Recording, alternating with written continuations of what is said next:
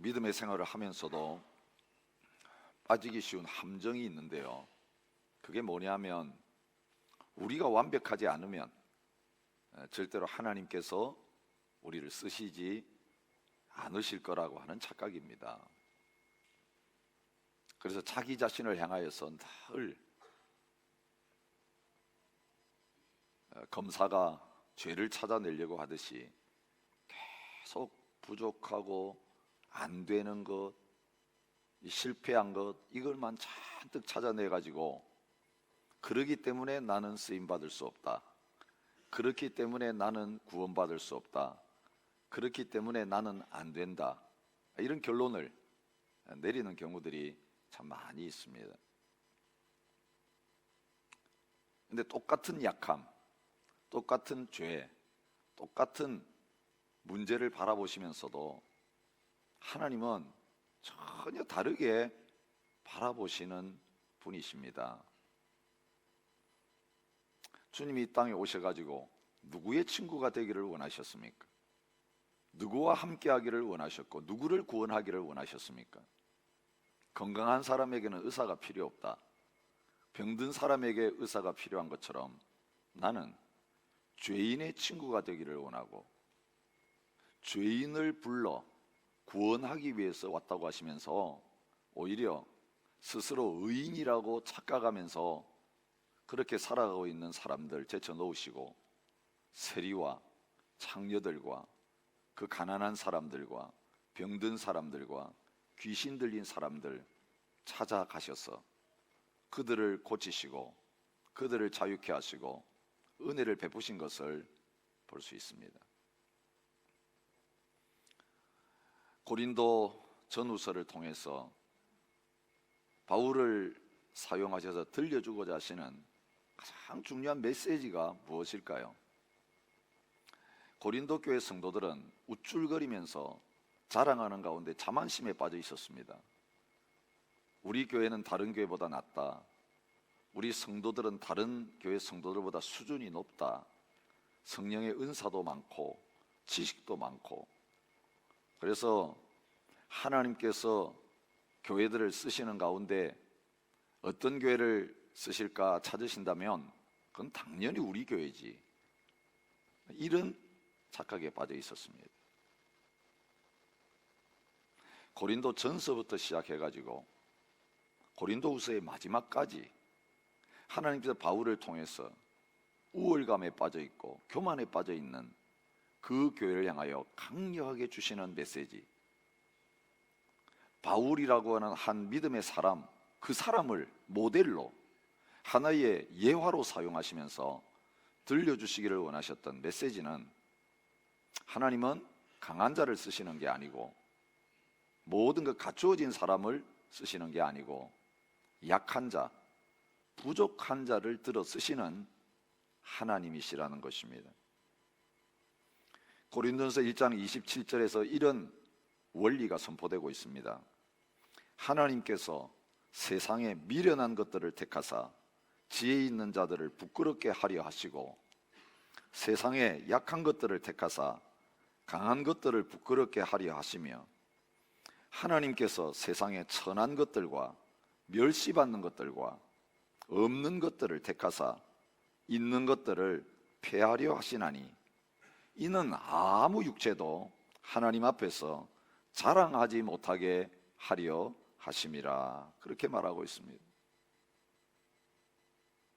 바울은 고린도서 12장 10절에서 가장 중요한 영적인 원리를 선포하고 있는데, 이는 내가 약한 그때 강함이라.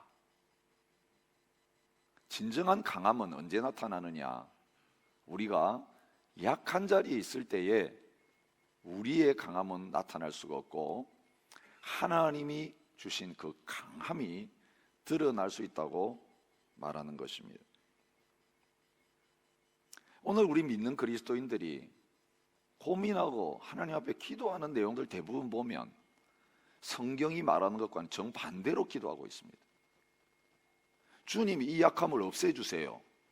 이 약함을 바꿔주세요. 그래서 능력 있게 쓰임받게 해주세요. 사실 능력이 어디에서 나오는지를 전혀 모르면서 능력이 흘러나오는 그 근원을 아예 없애버려 달라고 그렇게 하나님 앞에 기도하고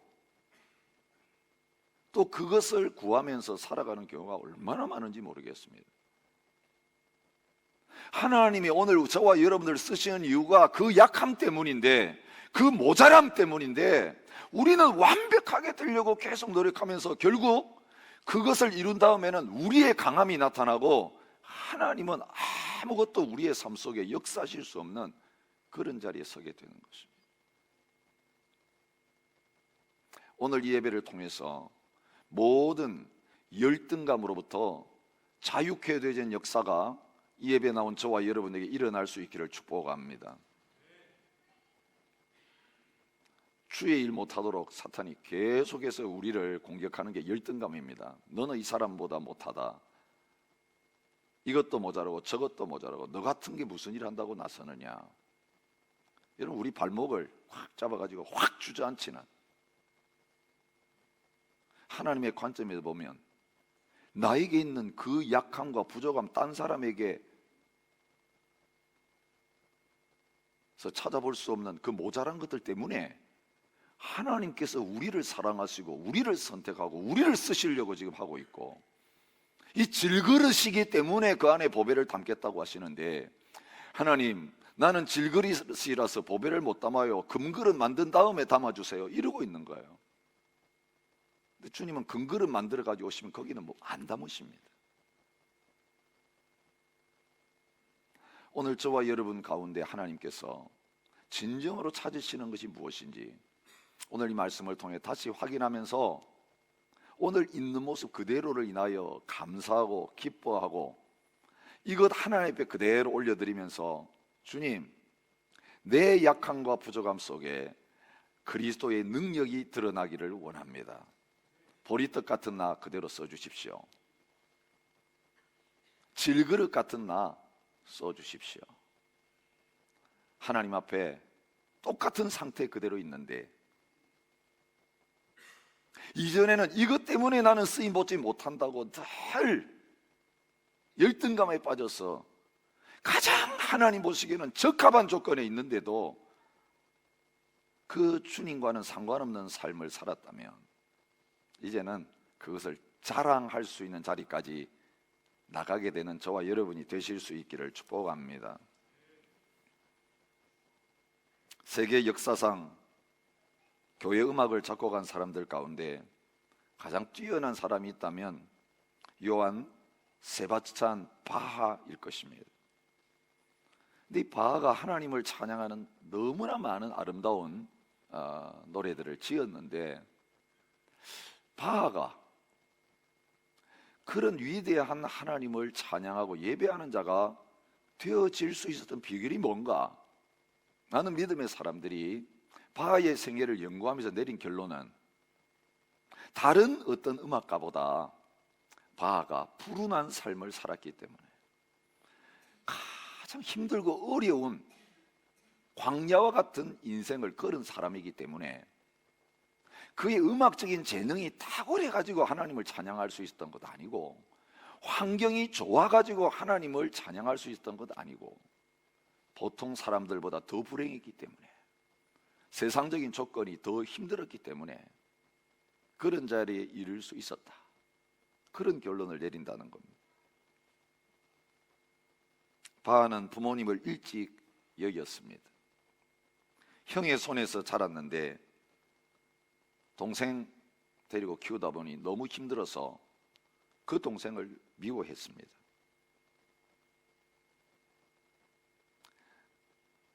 결혼해서 7명의 자녀를 처음 부인을 통해 낳았는데 3명이 먼저 세상을 떠났습니다. 그 첫 번째 부인마저도 그가 35살 되던 해에 군주를 따라서 지방 연주 여행 마치고 돌아와 보니까 이미 죽어서 장례식까지 다 치러버린 그런 상태에 있었습니다. 재혼해서 13명의 자녀를 두었지만 그 자녀 중에 7명 먼저 갔고요. 남은 자녀 중에는 정신적으로 문제가 있어서 한평생 돌봐주지 않으면 안 되는 그런 자식도 있었습니다. 노년에 이르러서는 시력을 잃어버렸고 설상가상으로 뇌출혈 때문에 반신불구가 되었습니다.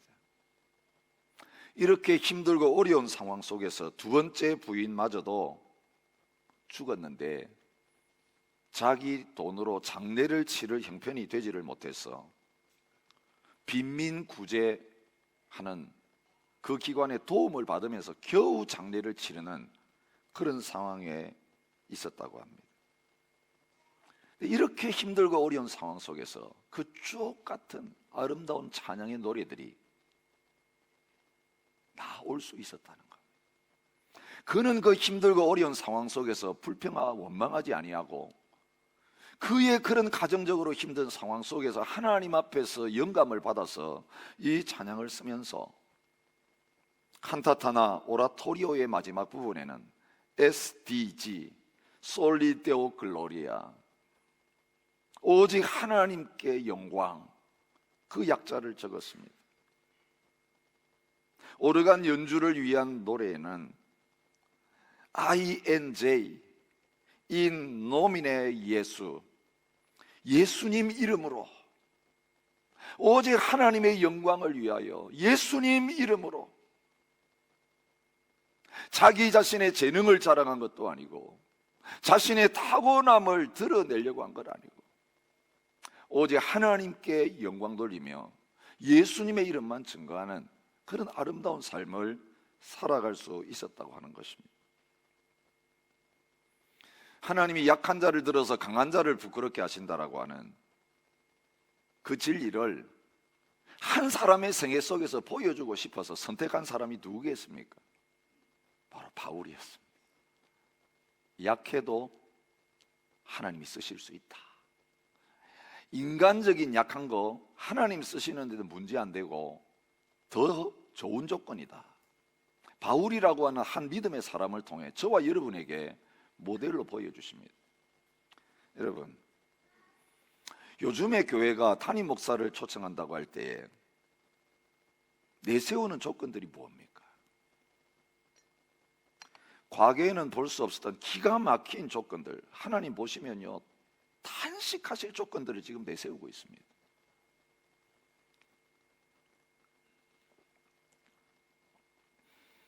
옛날에는 그냥 신학교 나오셔가지고 그냥 목사 안수 받으셨으면 그분이 말씀 잘 전하고 기도 많이 하시는 분이면 오케이였어요.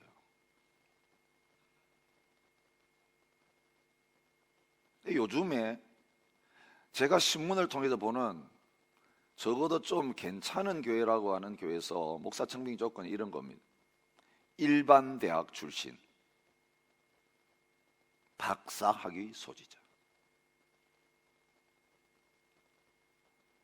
여러분, 이 세상적인 조건들이 큰 게일수록 더 많이 붙고 있는 것을 볼 수 있습니다. 거기도 나이 제한이 있어요. 제일 그래도 후하게 나이 드신 분들을 모시는 교회가 55세까지. 저 같은 사람은 어디도 갈 수 없습니다. 이제 늙으면 안 된다는 거예요. 여러분, 오늘 하나님의 교회가 목사를 청빙하든 일꾼을 세우든 내세우는 조건들이 뭐냐? 세상 사람들이 회사에서 사람 뽑듯이 이 세상적인 조건 훌륭하고 강하고 뛰어나야만 하나님의 일을 할 수 있고 우리 교회 와서 일할 수 있다는 거예요. 그런 면에서 보면 바울이 오늘 이 시대 가운데서 청빙받으려고 했다면 모든 교회에서 리젝트 될 수밖에 없는 그런 조건을 갖고 있습니다. 요즘 교단들은 목사 안수할 때 독신은 안수 안 줍니다. 목사 되려면 결혼해야 된다.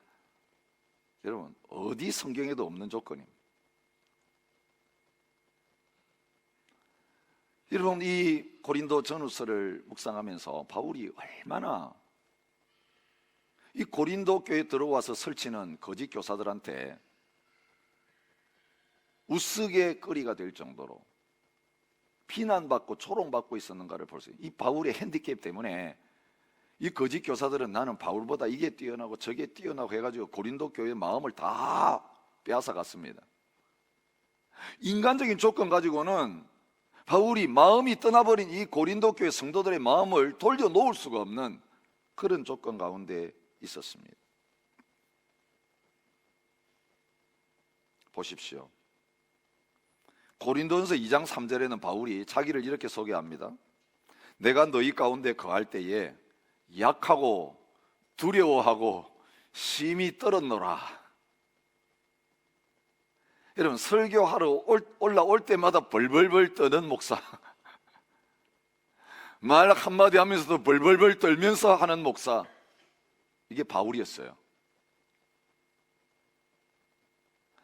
말이 술술 나오고 힘이 있고 웅변술이 있고, 여러분 그게 세상 지혜자의 모습이에요.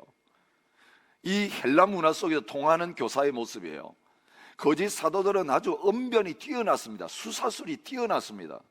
그 말 한 번 들으면 싹 넘어가는 사람이었어요. 그런데 하나님이 보낸 사자 바울은 앞에 서면 벌벌벌 떨고 있습니다. 말 한마디도 제대로 하지 못하는 자리에 있습니다. 그래서 이런 비난이 있어요. 고린도서 10장 10절에서 바울이 자기에 대해서 말하면서 이야기합니다. 편지는 무게가 있고 힘이 있으나 몸으로 대할 때에는 약하고 말도 시원치 않다. 말재간이 없다는 거죠. 이게 바울의 모습입니다. 몸에는 무엇이 있었습니까? 우리가 이번 주에 묵상했지 않습니까? 가시가 있었습니다. 누가 봐도 그 몸에 사람들이 부끄러워할 만한 그런 모습이 있었습니다. 환경은 어떻습니까? 주의 종인데 가는 데마다 풍파를 만나고 어려움을 겪습니다. 하나님이 마치 죽이기로 작정된 자같이 끄트머리에 두셨다고 말해요. 맨날 꼴찌라는 거죠. 뭐든지 기준으로 재보면 항상 마지막이야. 1등 하는 게 하나도 없어. 모든 조건이 꼴찌. 하나님 마치 끄트머리에 두려고 작정한 사람처럼 그런 조건 가운데 있었던 사람이 바울이라는 것입니다. 어리석었습니다. 약했습니다.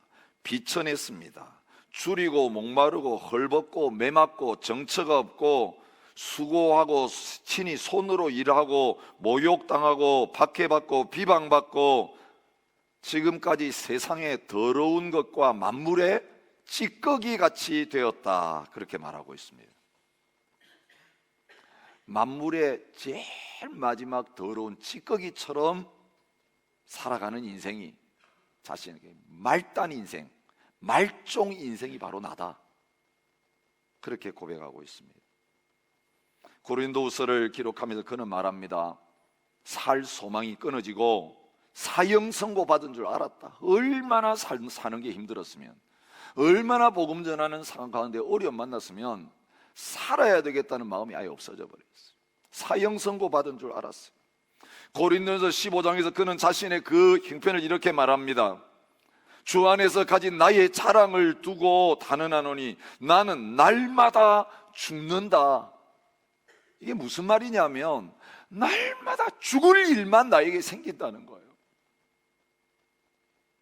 사나운 맹수들에게 둘러싸여서 그냥 한 입에 덜렁 먹힐 수밖에 없는 그 자리에 있다는 거예요. 여러분, 약육강식이라는 말 아십니까? 약한 자는 늘 고기가 되고 강한 자는 그 약한 자를 집어삼키는 그런 자리에 있는데, 바울로 말하면 바로 약육당하는, 항상 주위에 있는 강한 사람들 자은에 밥이 되는 거예요. 그 사람이 늘 입에 오르내리는 거예요.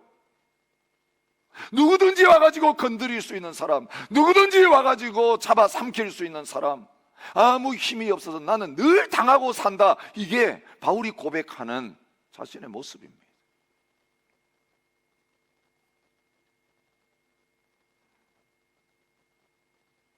그런데 바울은 그 자기의 약한 그 부분을 부끄러워하지 아니하고 자랑하는 자리에 있습니다.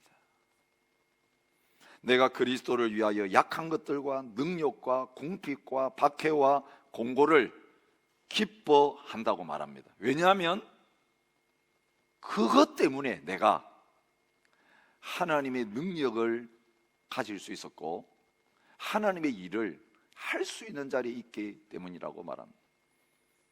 너무너무 부끄럽고 힘들어서 그거 좀 없애달라고, 같이 좀 뽑아달라고 3번이나 기도했는데도 하나님이 노 하시면서 주신 대답이 바로 그것입니다. 너는 약한 그때 있어야 내 능력이 너에게 나타난다. 너가 만약 강해지면 너의 능력으로 일하려고 하기 때문에 내 능력 구하지 않을 것이다. 그런데 너가 할 수 없기 때문에, 너 힘으로는 감당 안 되기 때문에 내가 그것 때문에 너를 떠나지 않고 그것 때문에 늘 붙들고 있어 줘야만 하는 존재가 된다는 거예요.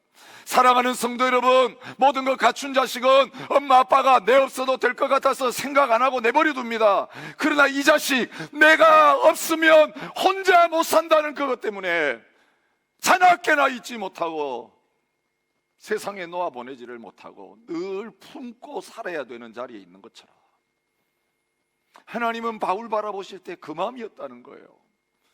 그가 제 발로 혼자 서서 모든 것 다 할 수 있는 사람이었다면, 그는 주님의 능력을 구하지도 않았고 자기 혼자 하겠다고 하다가 쓰러져서 넘어질 수밖에 없었는데, 날마다 기도 안 하면 아무것도 할 수 없는 그 약함이 자기 안에 있어서 가시처럼 찌르는 그것 때문에 그는 쉬지 않고 기도할 수밖에 없는 사람이었고, 모든 것 할 때도 내 힘으로 할 수 있는 게 아무것도 없으니 늘 주님만 바라보는 자리에 있다 보니까 그 안에서 하나님의 능력이 그에게 채워지는 그런 은혜를 있게 되었다는 것. 설교를 준비하는 가운데 작고하신 이상근 목사님의 삶의 스토리를 읽게 되었습니다. 너무너무 감동이 되는 스토리였어요. 저희 아버님 서재에 박윤선 박사님의 주석이 있고요, 빨간 표지에 이상근 목사님의 주석이 항상 있었어요. 옛날 주석이 없던 시절에 이 두 분의 주석은 설교를 준비하시는 목사님에게서 없어서는 안 될 거였어요. 저희 아버님 공부하는 시절에는 신약 주석밖에 없었어요. 그런데 그분이 돌아가시기 전에 신구약 66권과 외경의 주석까지도 완전히 다 기록하시고 돌아가실 정도로 하나님의 말씀을 깊이 연구하신 분이셨습니다. 새벽 3시에 일어나가지고 말씀 읽고 성경 연구 시작해가지고 거의 틈만 나면 계속 성경을 연구하셔서 이런 아름다운 업적을 남기셨어요. 그런데 어디에서 그게 나왔느냐 보니까 그에게 있는 가시와 같은 아픔 속에서 그 주옥 같은 주석책들이 쓰여지게 되었다는 것을 알았습니다. 예수님 믿고 나서 은혜가 충만해가지고 기도의 자리에 나가다가 갑작스럽게 16살 될 때에 발에 병이 들었습니다. 어머니가 40일 작정 기도를 했는데도 낫지를 않았고요, 더 심해졌습니다. 어머니가 구해오신 단방약을 붙이는 바람에 더 악화되어 가지고 더 힘든 상황 가운데 나갔습니다. 3년 동안 바깥 출입을 못했습니다. 학교 갈 나이에 학교도 못 가고 집에만 있었습니다. 대학 진학도 못하고 검정고시로 학교를 마쳤습니다.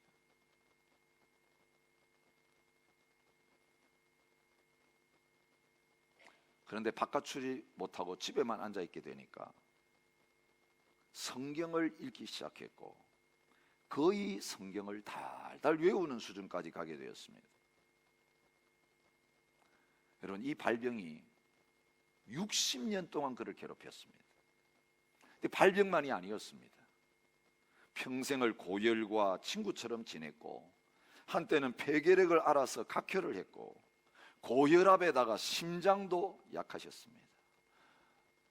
병명을 알 수도 없는 무수한 병이 그 약한 몸을 훑고 지나갔습니다. 그런데 모든 교수 사역을 다 마치고 목회를 은퇴하고 한 외과 의사를 만나가지고 수술을 한번 해봤으면 좋겠다라고 하는 제안을 받으셨어요. 여러분, 발병 생긴 지 60년 만에 그 발을 수술을 해보니까 발 뒤꿈치에서 1.5cm가 되는 머리카락 굵기의 철사가 박혀 있었던 거예요. 진짜 가시가 거기에 박힌데 몰랐던 거예요. 그거 빼내버리면 편안하게 살 수 있을 텐데 그 60평생 그 철사가 박혀가지고 그게 그런 고통을 준 겁니다. 그런데 목사님은 그 철사가 나왔을 때 그 철사를 두고 이렇게 하나님 앞에 감사하면서 간증했다고 합니다. 이 철사가 나의 가시가 되어서 60년 동안 내 몸을 찔렀지만 이 철사야말로 내가 다른 거 할 수 없으니 날마다 말씀 앞에 엎드려서 하나님의 말씀을 묵상하고 은혜를 받게 만든 은혜의 도구가 되었습니다. 하나님의 은혜가 내게 족합니다. 왜 60년 전에 이걸 몰랐을까? 그렇게 원망한 게 아니라 하나님이 철사 때문에 내가 나댈 수 있었다고 그렇게 고백하는 자리에 있게 된 겁니다. 여러분, 바울이 가지고 있는 그 모든 약함은 바울로 하여금 어떤 사도도 할 수 없는 그 강한 하나님의 역사들을 이룰 수 있는 도구가 되었던 것을 오늘 성경이 가르쳐주고 있습니다. 여러분, 육체적으로도 약하고 환경적으로도 약하고 마음도 약하고 모든 것이 연약했던 그 바울을 통해서 하나님이 지금 고린도 교회에 하려고 하시는 일이 오늘 이 마지막 장에 나와 있어요. 세 번째 너희에게 간다고 하면서 이 세 번째 가면 바울이 뭐 하겠다고 말하고 있습니까? 고린도 교회를 지금 수술하겠다고 선포하고 있는 거예요.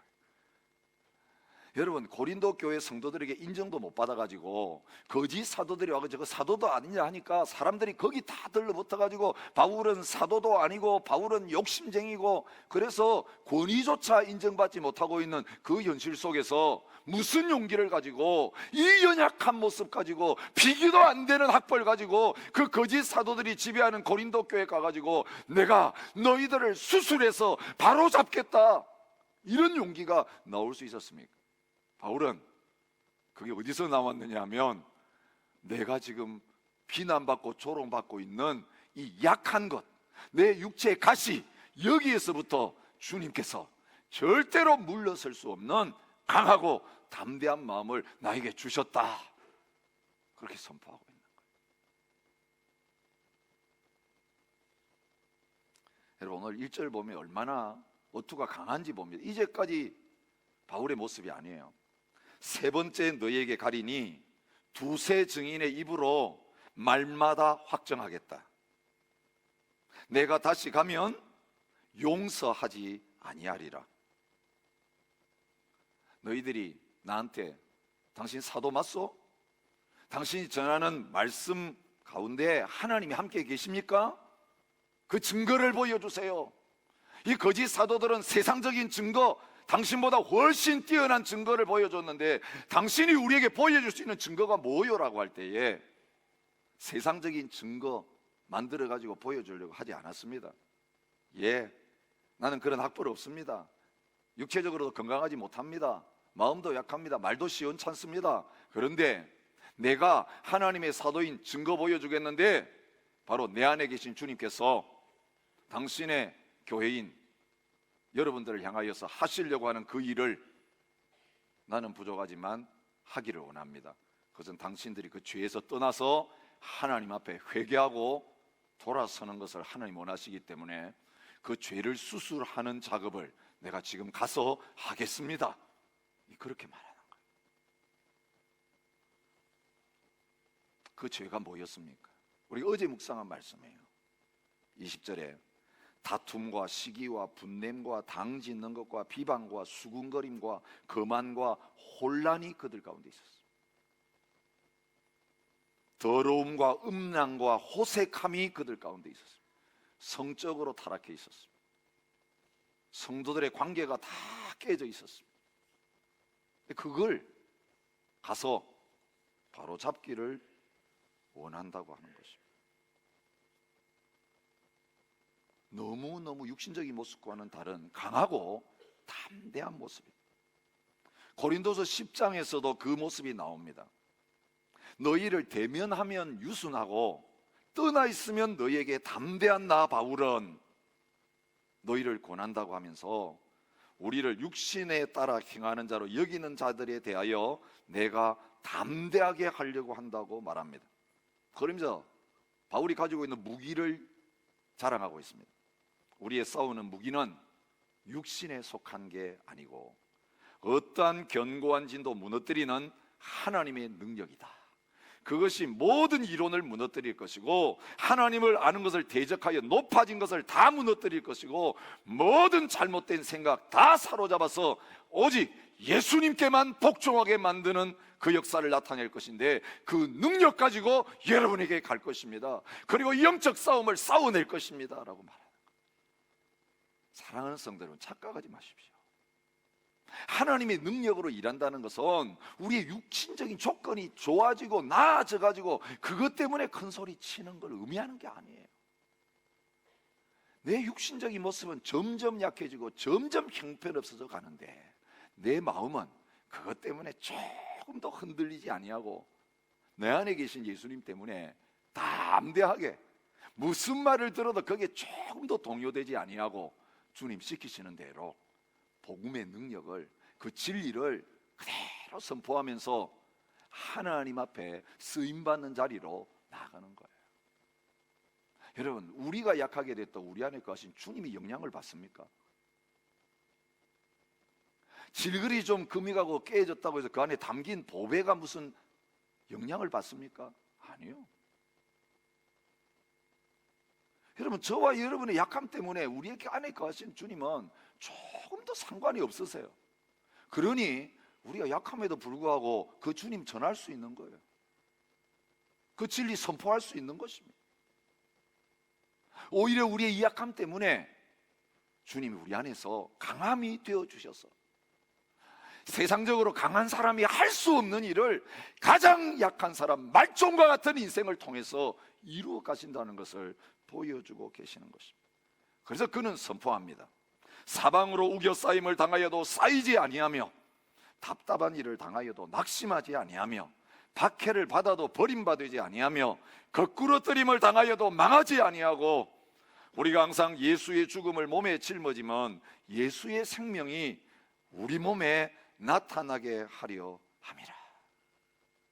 우리는 속이는 자 같으나 참되고 무명한 자 같으나 유명한 자요 죽은 자 같으나 보라 우리가 살아있고 징계를 받은 자 같으나 죽임을 당하지 아니하고 근심하는 자 같으나 항상 기뻐하고 가난한 자 같으나 많은 사람을 부유하게 하고 아무것도 없는 자 같으나 모든 것을 가진 자로라. 여러분, 그 약한 것을 자랑하면서 오히려 그 안에 계신 주님을 완전히 드러내는 자리에 있는 것을 볼 수 있습니다. 바울이 이렇게 주장할 수 있던 근거가 뭐겠습니까? 바로 약한 자기 속에 오셔서 거하고 계시는 예수님이었습니다. 3절이 이렇게 말합니다. 너희가 증거 구하느냐? 증거를 보여주겠다고 하면서 예수님이 너희에 대하여는 약하지 아니하고 도리어 너희 안에서 강하신데 그리스도께서 약하심으로 십자가에 못 박히셨지만 하나님의 능력으로 살아계신 것처럼 우리 안에도 계셔서 우리도 그 안에서 약하나 너희에게 대하여 하나님의 능력으로 그와 함께 살 것이다. 그렇게 말하고 있습니다.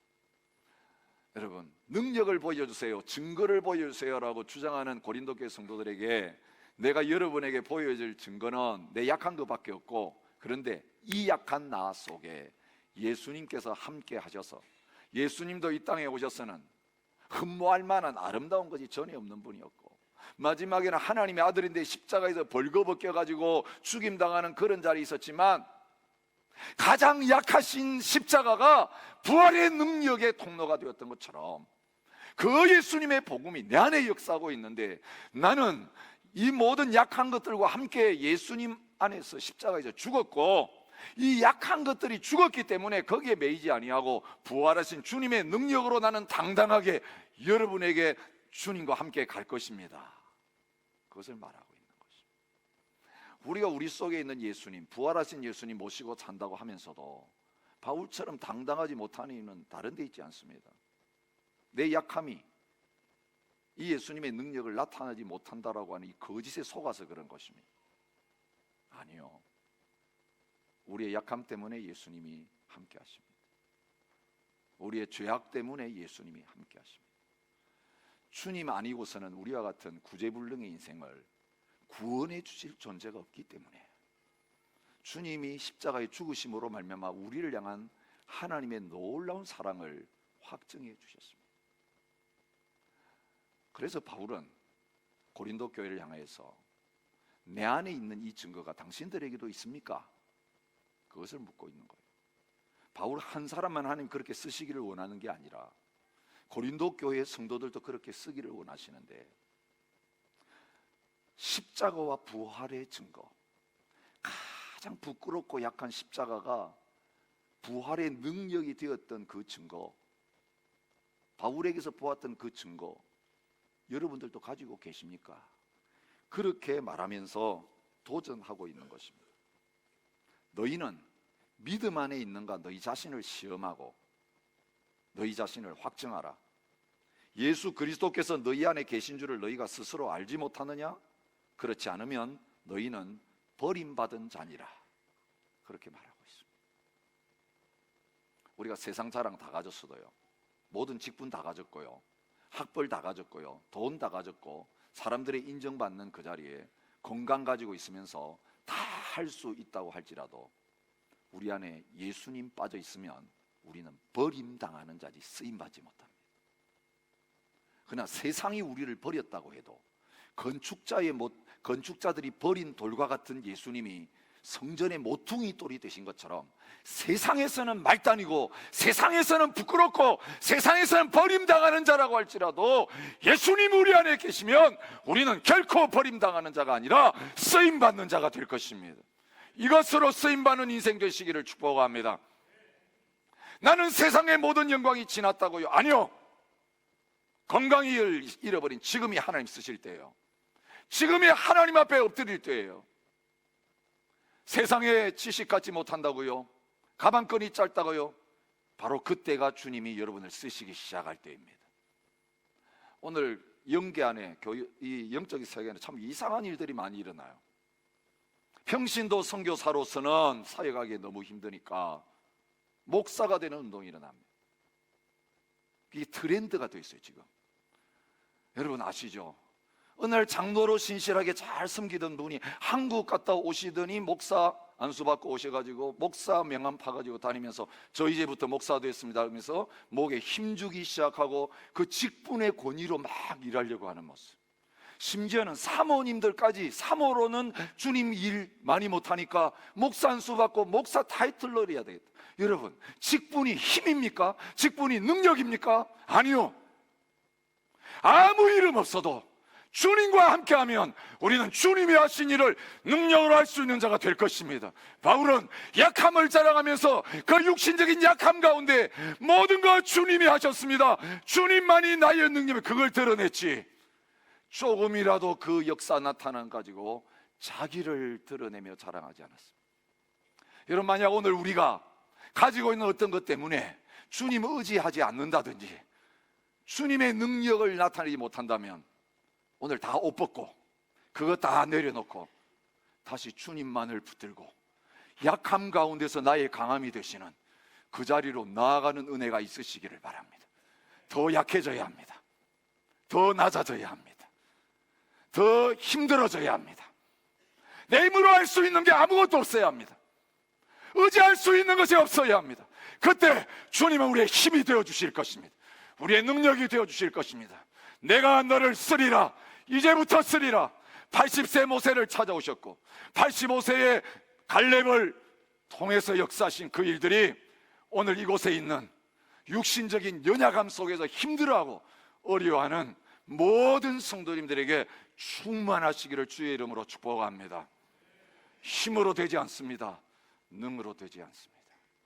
오직 주님으로 하실 수 있고 성령님을 통해 할 수 있습니다. 저는 우리 시드니 중앙장로교회가 그런 교회가 되기 원합니다. 여러분, 교회 자랑 어떻게 하고 다니시는지 모르겠습니다만 목사 자랑하시면 안 되고요, 사람 자랑하시면 안 돼요. 더더구나 교회 건물 자랑한다든지 우리 교회 프로그램 자랑한다든지 그것 가지고 사람들이 우리 교회 오게 만드는 거 망하는 길입니다. 이게 거짓 사도들이 했던 짓이에요. 모든 걸 화려하게 갖추는데 거기 예수님 없으면 우리는 하나님의 버림받은 교회예요. 그것 때문에 주님이 역사하시는 거 아니라고요. 우리가 무능하기 때문에, 주의 은혜가 아니면 안 되는 존재이기 때문에 너무 불쌍해서 주님이 우리를 붙잡아 주고 계시는 거예요.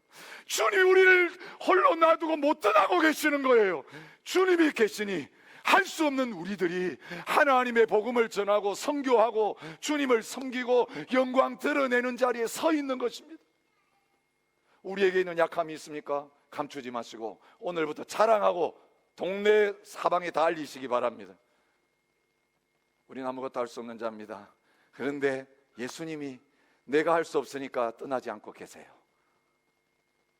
내가 약하니까 주님이 나의 강함이 되시네요. 주님이 하셨습니다. 시드니 중앙장로에게 못한 거 없지만 와보세요. 예배 가운데 주님이 함께 하십니다. 성도들 한 분 한 분의 마음속에 주님이 계세요. 그분 만나보면 세상적으로 별 볼 일 없는 사람들인데 주님이 그 안에 계시니까 그 주님의 모습이 드러나고 그 주님의 말이 나오고 주님의 하시는 그 일들이 그 사람 통해 되어지고 있어요. 오직 예수, 오직 십자가의 복음, 부활의 복음이 저와 여러분들을 통해서 이제는 제한받지 아니하고 우리의 육신의 약함, 그것이 우리를 하나님의 나간 것을 방해하는 조건이 아니라 주님이 우리를 마음껏 쓰실 수 있는 베스트 컨디션이 되어지는 이런 은혜가 있으시기를 축복합니다. 함께 자리에 일어나셔서 하나님 앞에 찬양하며 고백하며 나갔으면 좋겠습니다. 주님, 이젠 더 이상 다른 것이 나의 힘 아닙니다. 더 이상 다른 것이 나의 능력이 아닙니다. 나의 자랑이 아닙니다. 예수님만이 나의 힘이시고 예수님만이 나의 자랑이십니다. 주님 없이는 나는 아무것도 할 수 없는 존재입니다. 주님, 내가 주님을 붙잡기를 원합니다. 나는 주님 안에 거하기를 원합니다. 주님의 은혜가 아니면 안 되니 나는 주만 바라보며 살겠습니다. 오늘 모습 우리의 연약한 부분들을 주님 앞에 드리면서 함께 찬양하며 기도했으면 좋겠습니다.